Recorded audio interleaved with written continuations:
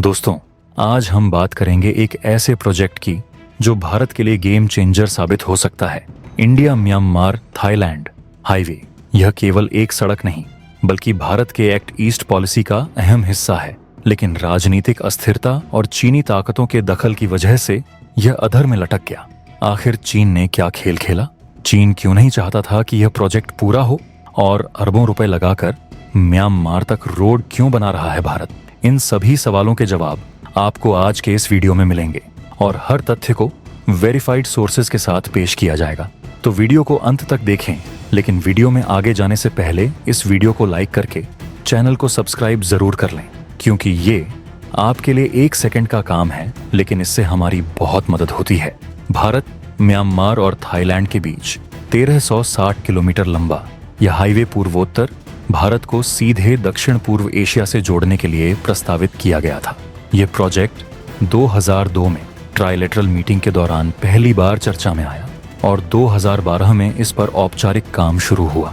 इसका मुख्य उद्देश्य था व्यापार और निर्यात को बढ़ावा देना, पर्यटन और सांस्कृतिक संबंध मजबूत करना और सैन्य और रणनीतिक कनेक्टिविटी को मजबूत करना। लेकिन 2021 में म्यांमार में हुए सैन्य तख्तापलट ने इस प्रोजेक्ट को पूरी तरह से रोक दिया। आइए जानते हैं कि इसके पीछे और कौन कौन से कारण थे।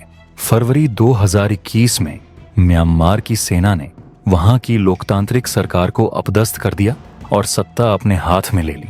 इसके बाद से देश में नागरिक अशांति और विद्रोही गुटों का प्रभाव बढ़ गया। एक्सपर्ट्स के अनुसार जब तक म्यांमार में स्थिर सरकार नहीं बनती, तब तक यह प्रोजेक्ट आगे नहीं बढ़ सकता। चीन नहीं चाहता कि भारत का यह हाईवे सफल हो, क्योंकि इससे भारत की दक्षिण पूर्व एशिया में पकड़ मजबूत हो जाएगी। चीन पहले ही म्यांमार में भारी निवेश कर चुका है और उसने वहां चाइना म्यांमार इकोनॉमिक कॉरिडोर यानी CMIC भी बनाया है। यदि भारत का हाईवे बन जाता तो चीन का प्रभाव कमजोर पड़ सकता था। अगर इतिहास पर नजर डालें तो भारत और दक्षिण पूर्व एशिया के बीच सदियों पुराने व्यापारिक और सांस्कृतिक संबंध रहे हैं। प्राचीन समय में सिल्क रूट और अन्य व्यापारिक मार्गों के जरिए भारत और इस क्षेत्र के देशों के बीच व्यापार होता था। लेकिन आधुनिक समय में बुनियादी ढांचे की कमी के कारण यह व्यापार काफी सीमित हो गया।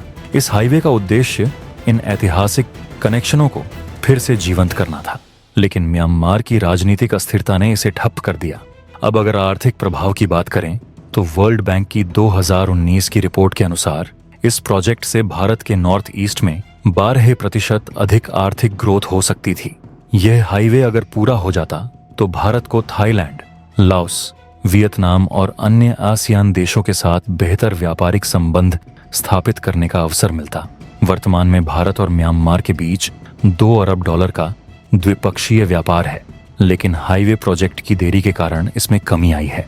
अनुमान लगाया गया था कि इस हाईवे के चालू हो जाने के बाद यह व्यापार अगले 5 वर्षों में $5 अरब तक पहुंच सकता था। सैन्य और रणनीतिक दृष्टि से देखें तो यह हाईवे भारत के लिए बेहद महत्वपूर्ण था। अगर यह हाईवे बन जाता तो भारतीय सेना की पूर्वी सीमा पर मूवमेंट तेजी से हो पाती, जिससे पूर्वोत्तर राज्यों की सुरक्षा और मजबूत होती। लेकिन अब चीन अपनी स्थिति मजबूत कर रहा है और म्यांमार के अंदर सैन्य मदद भी भेज रहा है। चीन, जो पहले से ही म्यांमार में गहरी पैठ बना चुका है, इस क्षेत्र में भारत के प्रभाव को कम करने की कोशिश कर रहा है। इसके अलावा अमेरिका और कुछ पश्चिमी देश यह नहीं चाहते कि भारत इस हाईवे के जरिए दक्षिण पूर्व एशिया का आर्थिक लीडर बन जाए। अमेरिका खुद भी म्यांमार में लोकतंत्र बहाल करने की रणनीति में लगा हुआ है और भारत को सीधे समर्थन देने में हिचकिचा रहा है। अमेरिका चाहता है कि भारत एक संतुलित भूमिका निभाए, लेकिन वह इस क्षेत्र में चीन के मुकाबले भारत को अधिक मजबूत होते नहीं देखना चाहता। इस समस्या का समाधान क्या हो सकता है? सबसे पहले भारत को कूटनीतिक स्तर पर इस प्रोजेक्ट को आगे बढ़ाना होगा।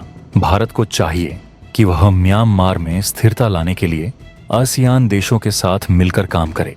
अगर भारत और आसियान देश मिलकर म्यांमार की राजनीतिक स्थिरता में योगदान देते हैं तो इस हाईवे को फिर से शुरू किया जा सकता है। इसके अलावा भारत को अपने नॉर्थ ईस्ट इंफ्रास्ट्रक्चर को और मजबूत करना होगा।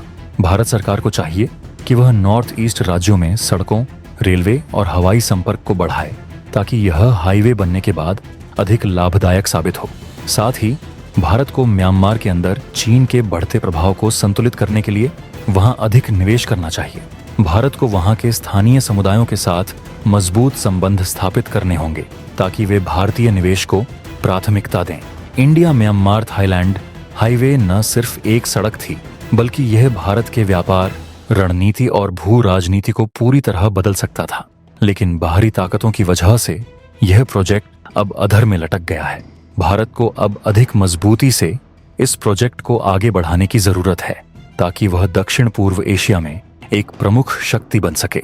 तो दोस्तों, आपको क्या लगता है, क्या भारत को इस प्रोजेक्ट को फिर से शुरू करना चाहिए? अपनी राय मुझे कमेंट बॉक्स में जरूर बताएं।